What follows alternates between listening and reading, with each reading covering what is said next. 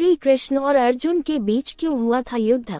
जबकि हिंदू धर्म ग्रंथों के अनुसार श्री कृष्ण और अर्जुन को दो शरीर और एक आत्मा माना गया है। ऐसा माना जाता है कि द्वापर युग में नर और नारायण ही श्री कृष्ण और अर्जुन के रूप में अवतरित हुए थे। दोस्तों, श्री कृष्ण और अर्जुन से जुड़ी कई कथाएं पढ़ी होगी। कुंती पुत्र अर्जुन भगवान श्री कृष्ण को अपना सखा, आराध्य और मार्गदर्शक मानते थे। श्री कृष्ण को भी अर्जुन सबसे प्रिय थे। लेकिन ऐसा क्या हुआ कि एक बार श्री कृष्ण और अर्जुन के बीच भी युद्ध की नौबत आ गई थी? तो चलिए आज के इस वीडियो में हम जानते हैं। नमस्कार दोस्तों, आपका एक बार फिर से स्वागत है ज्ञान गंगा यूट्यूब चैनल पर। कथा के अनुसार एक बार महर्षि गालव जब प्रातः काल की बेला में सूर्य को अर्घ्य प्रदान कर रहे थे, उसी समय उनकी अंजुरी में आकाश मार्ग से जा रहे गंधर्व चित्रसेन की पीठ गिर गई।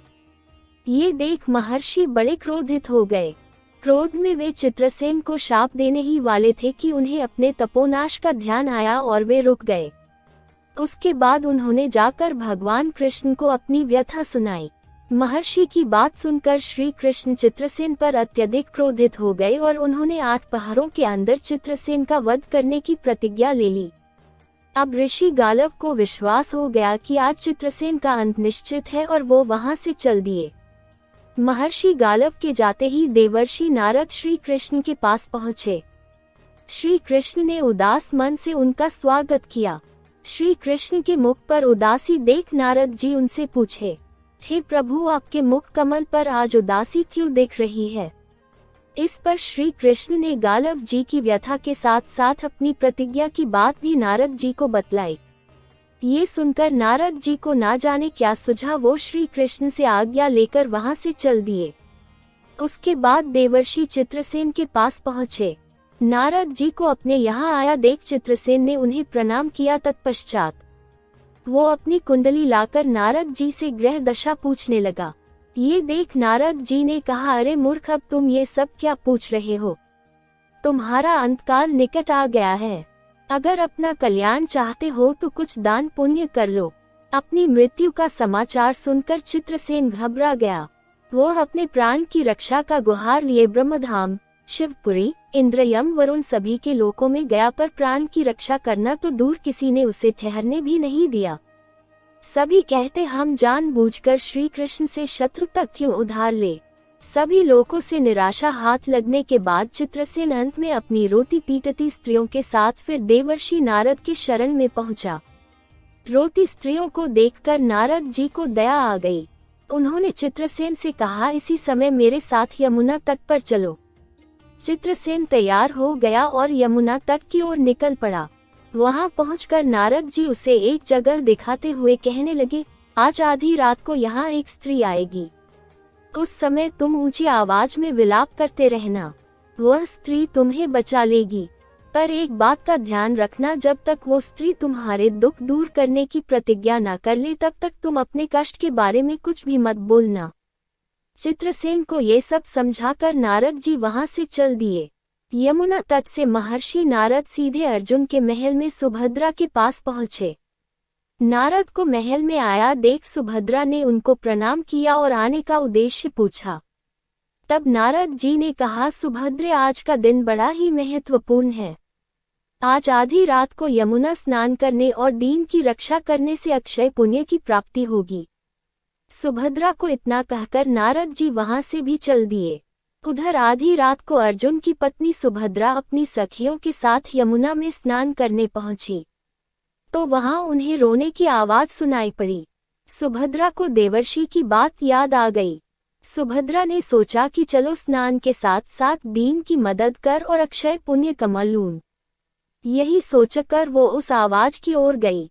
वहां उन्हें रोता हुआ चित्रसेन मिला। नजदीक जाकर सुभद्रा ने चित्रसेन से रोने का कई बार कारण पूछा, पर उसने कुछ भी नहीं बतलाया। अंत में सुभद्रा ने चित्रसेन से कहा कि मैं प्रतिज्ञा करती हूँ कि तुमको जो भी कष्ट है मैं उसे दूर करूंगी। सुभद्रा की प्रतिज्ञा करते ही चित्रसेन ने अपनी सारी व्यथा उसे सुना दी।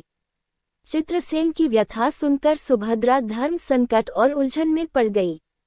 वह मन में सोचने लगी, एक और श्री कृष्ण की प्रतिज्ञा है और एक और मेरी अपनी। आखिर क्या किया जाए? थोड़ी देर सोचने के बाद उसने चित्रसेन की रक्षा करने का निश्चय किया और उसे वो अपने साथ ले गई। महल पहुंचकर सुभद्रा ने सारी बात अर्जुन को बतलाई। अर्जुन ने सुभद्रा को सांत्वना दी और कहा कि तुम्हारी प्रतिज्ञा पूरी होगी। उधर नारद जी ने जब ये देखा कि चित्रसेन अब अर्जुन की शरण में सुरक्षित है तो वे पुनः श्री कृष्ण के पास पहुंचे। उन्होंने श्री कृष्ण से कहा कि प्रभु, चित्रसेन इस समय अर्जुन की शरण में है, इसलिए आप सोच समझकर ही युद्ध के लिए प्रस्थान करें। उसके बाद श्री कृष्ण और पांडव दोनों अपनी अपनी सेना के साथ युद्ध मैदान में आ खड़े हुए। दोनों के बीच घमासान लड़ाई शुरू हो गई, पर कोई परिणाम न आता देख श्री कृष्ण ने अंत में अपना सुदर्शन चक्र चला दिया। अपनी ओर सुदर्शन चक्र को आता देख अर्जुन ने पाशुपतास्त्र छोड़ दिया। पाशुपास्त्र के छूटते ही तीनों लोकों में प्रलय के लक्षण दिखाई देने लगे। ये देख अर्जुन ने शिवजी को स्मरण किया। तब शिवजी प्रकट हुए और उन्होंने ने दोनों अस्त्रों को निष्फल कर दिया। फिर वो श्री कृष्ण के पास पहुंचे और उनसे कहा, प्रभु, भक्तों के सामने अपनी प्रतिज्ञा को भूल जाना तो आपका सहज स्वभाव है। अब इस लीला को यही समाप्त कीजिए। शिव जी के ऐसा कहते ही श्री कृष्ण ने अर्जुन को गले लगाकर युद्धश्रम से मुक्त किया। साथ ही चित्रसेन को अभयदान दे दिया। सब लोग उनकी जय जयकार करने लगे। पर यह बात महर्षि गालव को अच्छी नहीं लगी। वो बोले, ये तो अच्छा मजाक किया, अब मैं अपनी शक्ति दिखाता हूँ। मेरी इस शक्ति से कृष्ण, अर्जुन, सुभद्रा समेत चित्रसेन जलकर भस्म हो जाएंगे। पर बेचारे साधु ने ज्यों ही जल हाथ में लिया, सुभद्रा बोल उठी, मैं यदि कृष्ण की भक्त हूँ और अर्जुन के प्रति मेरा प्रतिव्रत्य पूर्ण हो तो ये जल ऋषि के हाथ से पृथ्वी पर न गिरे। और ऐसा ही हुआ, जिसे देख ऋषि गालव बड़े लज्जित हुए और अपने आश्रम लौट गए।